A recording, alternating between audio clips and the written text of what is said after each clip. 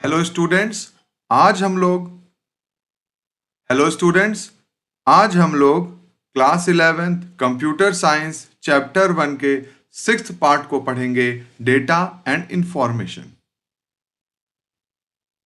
A computer is primarily for processing data. तो computer का जो मुख्य काम है वो क्या है?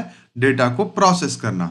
अ computer system considers everything as data. एक कंप्यूटर सिस्टम हर चीज को डेटा की तरह कंसिडर करता है, be it instructions, picture, song, video, documents etcetera. तो हमारे लिए ये चार सारी चीजें अलग होती हैं। कुछ इंस्ट्रक्शन हो सकता है, कुछ पिक्चर हो सकता है, कुछ सॉन्ग हो सकता है, कुछ वीडियो है, डॉक्यूमेंट्स है, लेकिन कंप्यूटर के लिए ये सारी चीजें क्या है? एक डेटा है।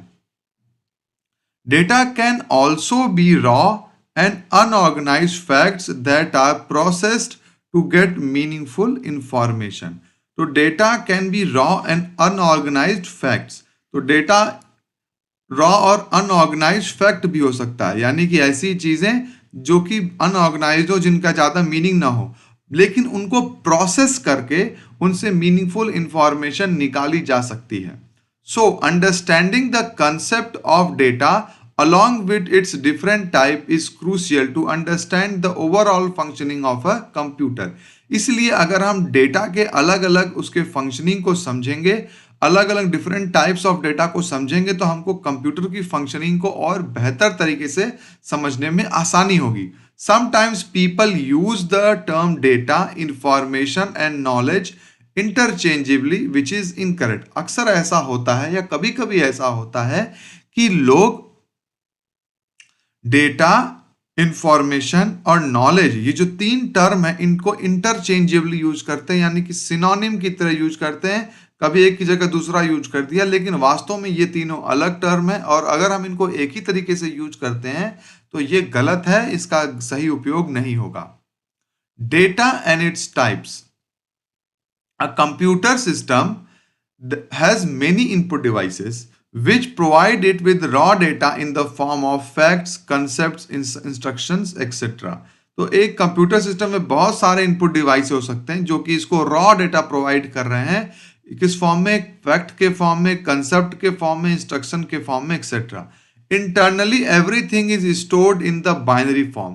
कंप्यूटर के अंदर हर चीज, चाहे वो इंस्ट्रक्शन हो, चाहे डेटा हो, चाहे कोई फैक्ट हो, हर चीज बाइनरी फॉर्म में स्टोर की जा रही है। But externally data can be input to a computer in the text form consisting of English alphabet A to Z capital, A to Z small, numerical 0 to 9 and special symbols like @ hash etc। तो अंदर तो सब कुछ data जो है सभी कुछ 0 और 1 के फॉर्म में है कंप्यूटर के अंदर, लेकिन बाहर ये अलग अलग टाइप का हो सकता है। जैसे कुछ अल्फाबेट हो सकते हैं, कुछ न्यूमेरल हो सकते हैं, कुछ स्पेशल सिंबल हो सकते हैं। तो ये सब चीजें अलग अलग हो सकती हैं। Data can be input in other language too और it can be read from the file. Data को अदर लैंग्वेजेस में भी इनपुट किया जा सकता है या इसको फाइल से भी पढ़ा जा सकता है। The input data can B of different sources, hence it may be in different formats.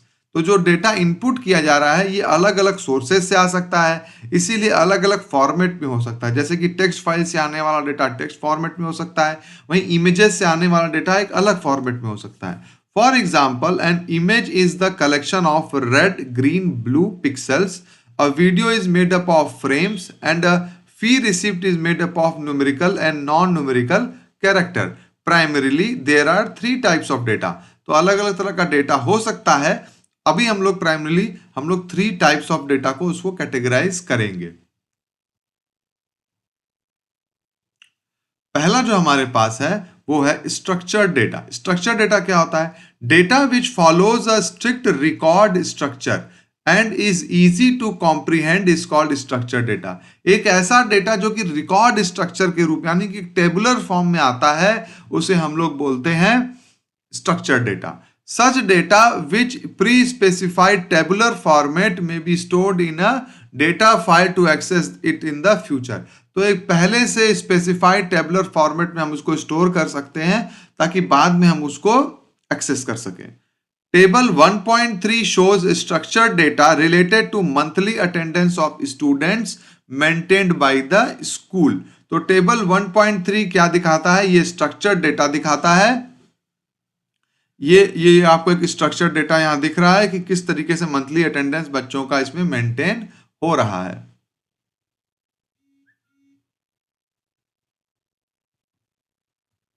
It is clear that such data is organized in row or column format and is easily understandable. ये तो बहुत clear है कि ये जो data है रो और column के फॉर्मेट में ऑर्गेनाइज किया गया और इसको समझना भी बहुत आसान है कि इस कॉलम में क्या है, क्लियरली दिख रहा है, आप उसको देखकर समझ सकते हैं।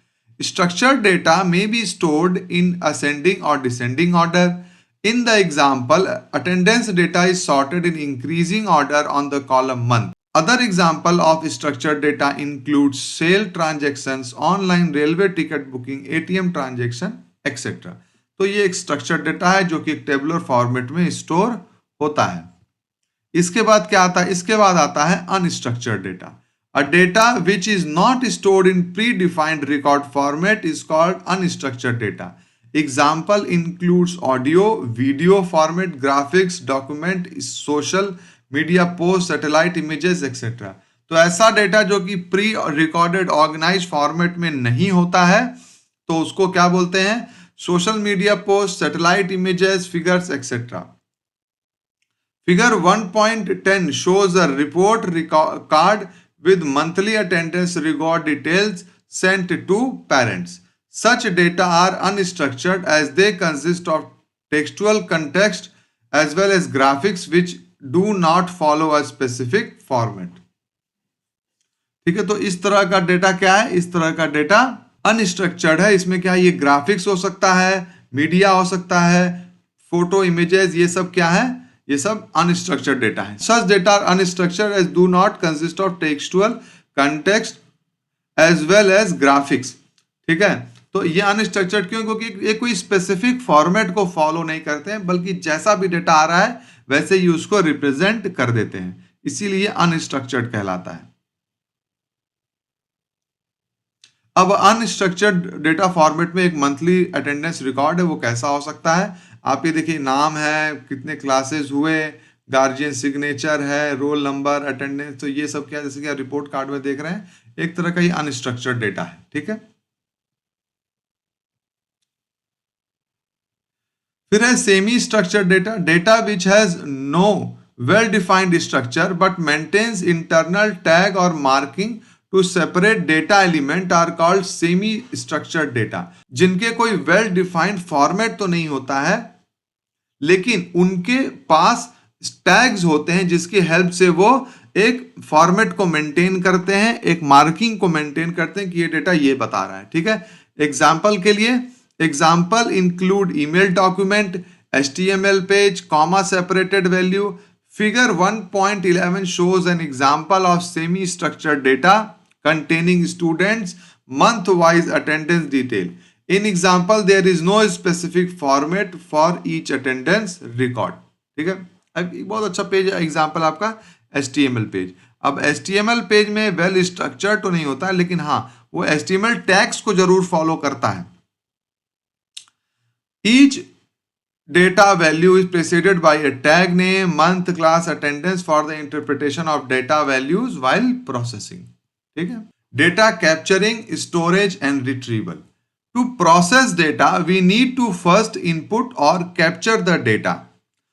यानी कि कोई भी डेटा प्रोसेस करना है अगर हम चाहते हैं तो इसके पहले सबसे पहले हमें डेटा को इनपुट करना होगा या कैप्चर करना होगा। कैप्चर करने का मतलब फिर सिस्टम में डालना। This is followed by its storage in a file or database so that it can be used in future. इसके बाद क्या होता है? हम उसको किसी फाइल में स्टोर कर लेते हैं या किसी डेटाबेस में स्टोर कर लेते हैं ताकि हम उसे फ्यूचर में यूज कर सकें। Whenever data is to be processed, it is first retrieved from the file or database so that we can perform further actions on it. और जब भी डेटा को प्रोसेस करने की जरूरत होती है, it is first retrieved from the file, तो हम लोग उसको फिर उस फाइल से निकालते हैं, उस फाइल से रिट्रीव करते हैं या उस डेटाबेस से रिट्रीव करते हैं और फर्दर प्रोसेसिंग करते हैं जहां पे कि हमें इसकी जरूरत है। आइए हम समझते हैं कि डेटा कैप्चरिंग क्या है। It involves the process of gathering data from different sources in the digital form. तो डेटा कैप्चरिंग का मतलब कि अलग अलग सोर्सेज से डेटा को इकट्ठा करना डिजिटल फॉर्म में। दिस कैप्चरिंग में very from simple instruments like keyboard, barcode reader used eight shopping outlets. तो ये जो कैप्चरिंग है ये वेरी कर सकता है, ये अलग अलग कहाँ सोर्सेस क्या क्या हो सकते हैं, जैसे कि कीबोर्ड से भी हो सकता है, बारकोड रीडर से आ सकता है, शॉपिंग आउटलेट्स पर जहां बारकोड रीडर यूज होते हैं, कमेंट्स और पोस्ट ऑन सोशल मीडिया, ये सभी कुछ डेटा कैप्चरिंग का पार्ट है। रिमोट सेंसर और earth orbiting satellite sometimes heterogeneity among the data sources में data capturing a complex task. तो अगर डेटा कैप्चरिंग में हेट्रोजेनिटी यानी जो भी डेटा आ रहा है वो अलग अलग फॉर्मेट में आ रहा है, तो ऑब्वियसली आपको ऐसा सिस्टम बनाना पड़ेगा कि वो हर फॉर्मेट का डेटा को एक्सेप्ट कर सके, तो थोड़ा सा वो कॉम्प्लेक्स टास्क हो जाएगा। अब अगर आपको पता है कि डेटा एक ही फॉर्मेट में आना है, किसी इमेज में ही आना है या टेक्स्ट में ही आना है, तो आप एक एक सिंपल सिस्टम बनाओगे, डेटा उसी फॉर्मेट में आएगा, कैप्चरिंग आसान रहेगी। लेकिन अगर आपका डेटा अलग अलग फॉर्मेट में आ सकता है, और खास तौर से अगर आपको बहुत क्लियर नहीं है किस फॉर्मेट में आ सकता है, कब कब इमेज के रूप में आ जाएगा, कब टेक्स्ट के रूप में आ जाएगा, तो फिर ऐसा सिस्टम बनाना एक कॉम्प्लेक्स टास्क हो जाता है। Data storage, it is the process of storing the capture data for processing later. तो ये जो प्रोसेस है डेटा स्टोरेज क्या है, डेटा स्टोरेज का मतलब है कि हम जो भी डेटा हमने कैप्चर किया है हम उसको स्टोर कर लें ताकि हम प्रोसेस कर पाए उसको बाद में। Nowadays data is being produced at a very high rate and therefore data storage has become a challenging task. अब चूंकि डेटा बहुत हाई रेट से प्रोड्यूस हो रहा है, बहुत ज्यादा डेटा प्रोड्यूस हो रहा है, इसलिए डेटा स्टोरेज एक चैलेंजिंग टास्क बन चुका है। However the decrease in the cost of digital storage devices has helped in simplifying this task. लेकिन यहाँ एक अच्छी बात यह भी है कि जो स्टोरेज है उसका जो कॉस्ट समय के साथ साथ वो काफी कम हो गया है, इसीलिए ये इस चीज ने थोड़ा प्रोसेस को आसान किया है। There are numerous digital storage devices available in the market like as shown is figure 1.7। जैसे कि हमने 1.7 पहले के अपने फिगर्स में देखा है, बहुत सारे स्टोरेज डिवाइसेस मार्केट में अवेलेबल है और आप उसमें से किसी का भी यूज कर सकते हैं। Data keeps on increasing with time, समय के साथ डेटा बढ़ता जा रहा है। Hence the storage device is also required to upgrade periodically। इसीलिए स्टोरेज डिवाइस को पीरियोडिकली अपग्रेड करने की जरूरत है। आपको याद हो अगर आज 7-8 साल पहले अगर आपने 8 GB का भी मोबाइल ले रखा है, 4 GB का भी, 10 GB का भी, तो वो बहुत चलता था। 16 GB का फिर आया, फिर 32 GB भी भर जाने लगी। अब तो जो है 128 GB के मोबाइल आ रहे हैं और वो भी भर जा रहे हैं। तो अब समय के साथ डेटा बहुत ज़्यादा हो चुका है और इसी कारण जरूरत है कि हम स्टोरेज को भी अपग्रेड करते रहें। In large organization, computer with larger and faster storage called data server are deployed to store vast amount of data। तो बड़े बड़े जो ऑर्गेनाइजेशन, लार्ज ऑर्गेनाइजेशन होते हैं, तो वहां पे ऐसे कंप्यूटर होते हैं जिनका स्पेसिफिकली काम यही होता है कि डेटा को स्टोर करना। उनको हम लोग डेटा सर्वर बोलते हैं, जहां पर कि वो प्रोसेसिंग पे ज्यादा ध्यान नहीं देते हैं, वो डेटा स्टोर करने पर ही ज्यादा ध्यान देते हैं। Such dedicated computer help in processing data efficiently. However, the cost, both hardware and software, of setting up a data server as well as its maintenance is high। लेकिन ये हर जगह पॉसिबल नहीं है, जहां बहुत, क्योंकि इसका कॉस्ट हाई है, तो कुछ बड़े ऑर्गेनाइजेशन से इसको अफोर्ड कर सकते हैं। Specially for small organisation and soft and startups ये थोड़ा सा एक कॉस्टली फीचर है।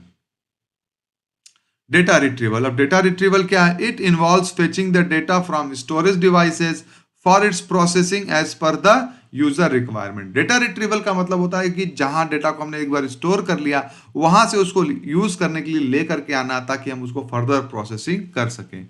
As databases grow, the challenge involved in search and retrieval of the data is acceptable time also increase। तो जैसे जैसे डेटा ग्रो करने लगता है, the challenge involve in search, उसमें सर्च करना, रिट्रीवल करना, किसी पर्टिकुलर डेटा को निकालना, वो एक कठिन काम, चैलेंजिंग काम होता जाता है। जैसे मान लीजिए अगर 100 लोगों में से किसी के नाम को ढूंढना है तो ठीक है, थोड़ा टाइम लगेगा, लेकिन अगर 1000 में लोगों में से ढूंढना है तो समय बढ़ जाएगा। 10,000 में से ढूंढना है और ज्यादा समय लगेगा। 1 लाख में से ढूंढना है फिर ज्यादा प्रोसेसिंग टाइम लगने वाला है। तो जैसे जैसे डेटा बढ़ते जाता है उसमें सर्चिंग का काम, रिट्रीवल का काम एक मुश्किल काम होता जाता है। Mining data access time is crucial for faster data processing. Faster data processing के लिए माइनिंग एक क्रूशियल काम है, ठीक है। Data deletion and recovery. One of the biggest threat associated with the digital data is its deletion.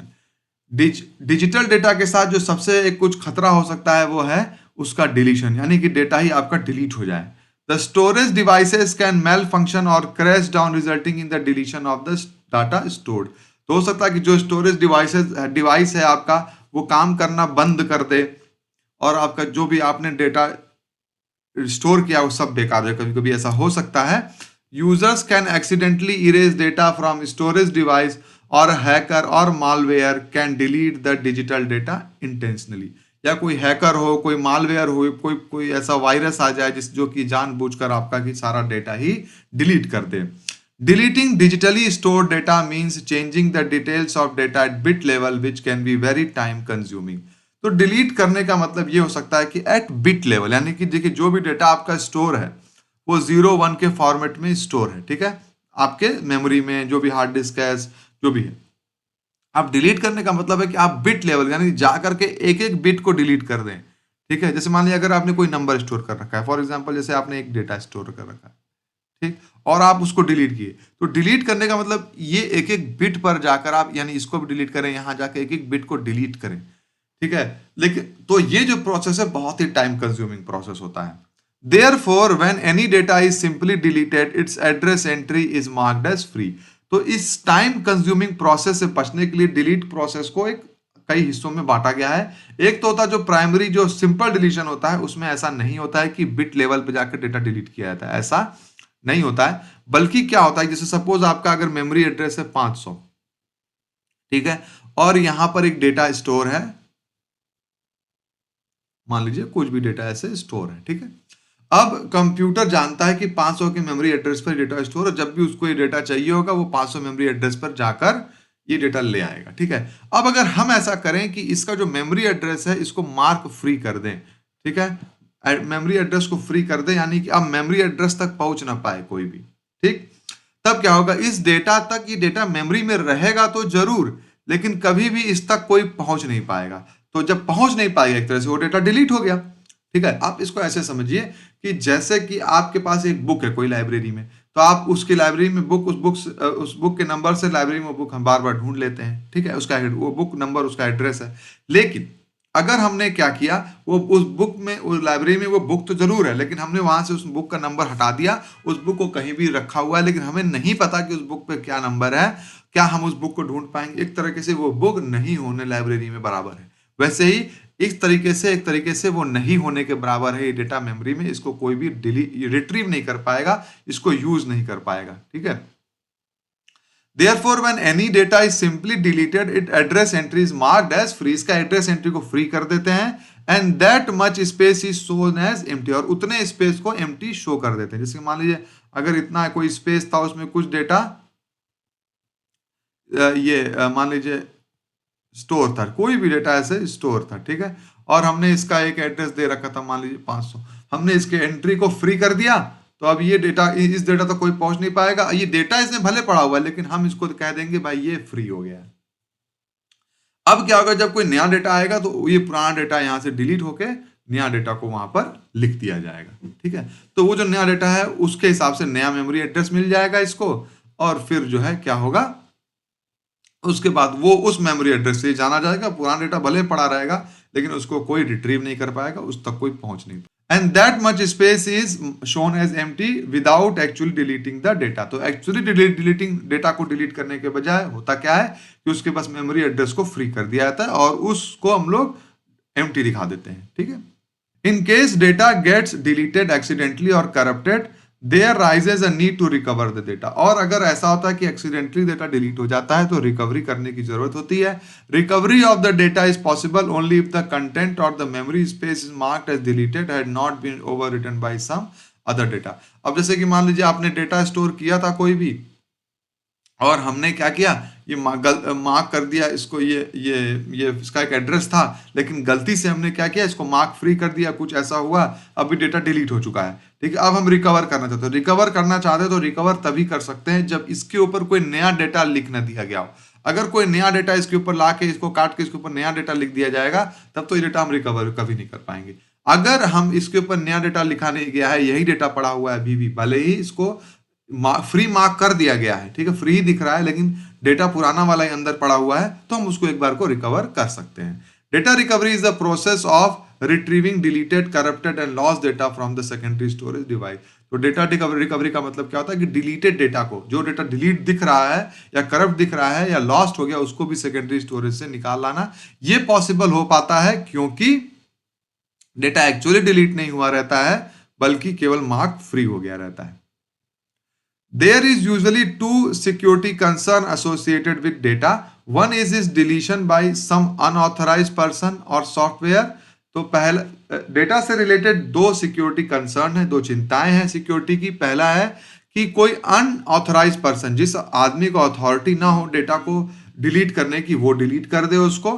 And these concerns can be avoided by limiting access to the computer system and using password for user account and files wherever possible। ठीक है, तो इस चीज को कम करने के लिए हम लोग पासवर्ड का यूज कर सकते हैं, उनको यूजर के एक्सेस को लिमिट कर सकते हैं कि जहां डेटा आपने रखा हुआ है इंपॉर्टेंट डेटा, वहां उस कंप्यूटर को कुछ ही लोग इस्तेमाल करें, जो ट्रस्टेड लोग हैं वही इस्तेमाल करें।